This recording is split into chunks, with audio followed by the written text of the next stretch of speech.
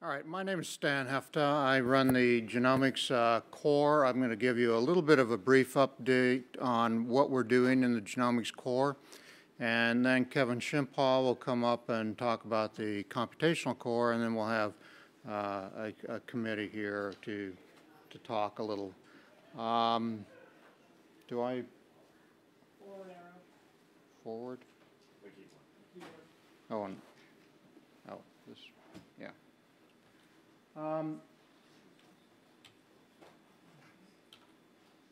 Okay, so over the last half a dozen years or so, we've seen some major advancements in the field of genomics that have completely revolutionized it.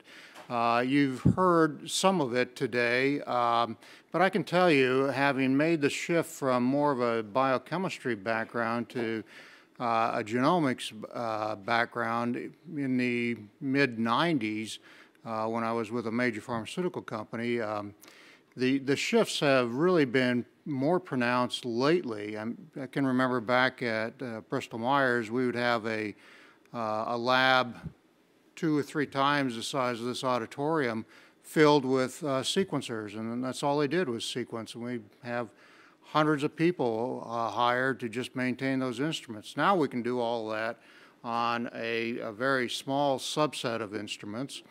And really that has really changed the whole dynamics, the price point, and everything else.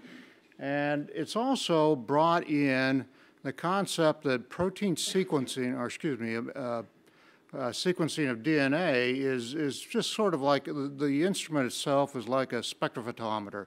It can be used for a variety of different sources, and our investigators here at Virginia Tech are doing that, applying it in so many different ways, and we're responding to that by adding new instrumentation and new methodologies, and because of that, we're finding even more uptake in the technology and the bioinformatics resources that we have. This is what one of the big drivers, of course, you've seen this before, and really what it shows is that around the 2007 to 8 mark, when really next-gen sequencing really started to take shape and started to really impact how the cost point of sequencing of genomes really plummeted down to now in the sub $1,000 range. When I started in this field, you could only apply these technologies to very important problems like human biology, human disease. Now we're finding them applied across the board in every life form here at Virginia Tech.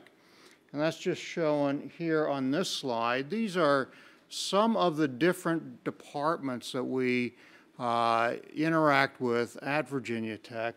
There's actually 21 different departments that use our services, over 100 different research laboratories. Now, that's not 100 people, that's research labs across the university that make use.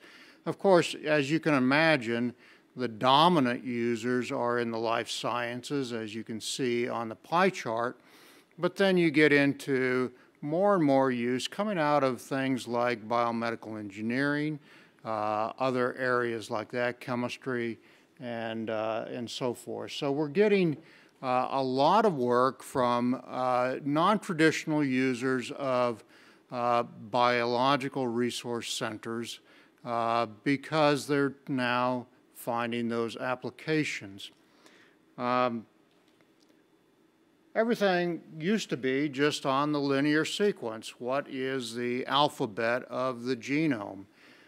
Some of the work would focus on some other areas, such as where there are histones and so forth and so on.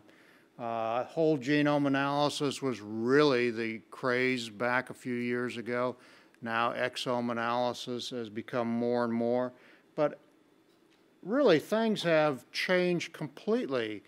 This list of new services, new things that can be done by DNA sequencing just continues to expand. And we've expanded our services accordingly. Everything is shifting from the linear sequence analysis to functional genomics, where people are asking, how does this regulate, how does this gene get regulated, when does it get turned on and off, and so forth. So some of our biggest users now are down in the area of the RNA-seq and small RNA discovery and so forth, really at the transcriptional level. Before, as I said, the sequence point or the cost point prohibited you from doing any of this. Now we get samples on the order of 1,000 at a time that want this kind of analysis so that they can understand how genes are regulated.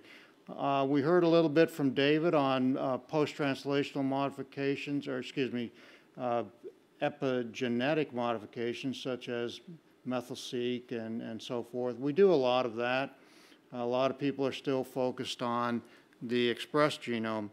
Now, what that has caused in terms of our data informatics area is a complete shift from just doing the quality control cleanups after sequencing to much higher level of analyses. So we provide services that deal with assembly, the expression analysis for RNA-seq and so forth, annotation of genes, discovery of small single nucleotide polymorphisms, and so forth and so on. And we bring it all the way up through generation of publication quality manuscripts as well as figures and so forth. So it's really a one-stop shop from the initial analysis, experimental design, to working through the analysis to producing end products that can be published.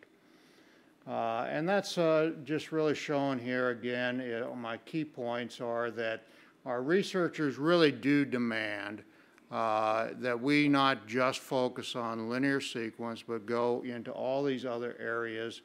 We've responded with that. We have all the new generations of next-gen sequencing, all of the bioinformatics suites that you need to do the analysis.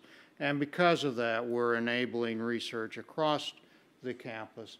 And here are just some of the folks that are in the lab. You heard from Alan, Chris, Megan, here's Cy and Jenny and Ruhi and Bob. And Cy Cariella, Bob Setledge will come up as part of the panel discussion to answer more specifics. Now I'll turn it over to Kevin to talk a little bit.